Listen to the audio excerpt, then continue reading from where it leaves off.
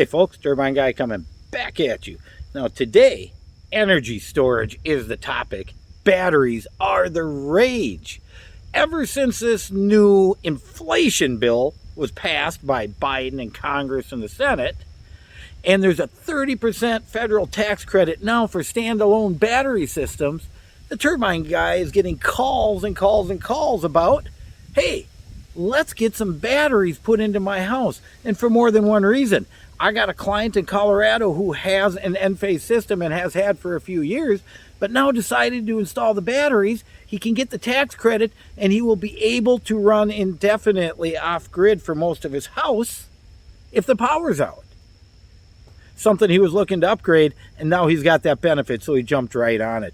I got another client nearby me who wants to pay 4 to 5 cents a kilowatt hour at night instead of the 21 cents during the day, so he's going to charge his batteries at night during off-peak and use that energy during the day when the electricity is expensive. They don't even talk about what kind of batteries.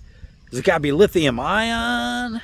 Has it got to be lithium iron phosphate? Has it got to be gel cells? Has it got to be lead acid? They don't say. So all batteries are fair game. There are a lot of reasons to put batteries in, not just because the power might go out. Sometimes it's economically, strategically feasible. Now, the Turbine Guy himself is not only Generac certified, but I just became Enphase certified. And next is Solar Edge.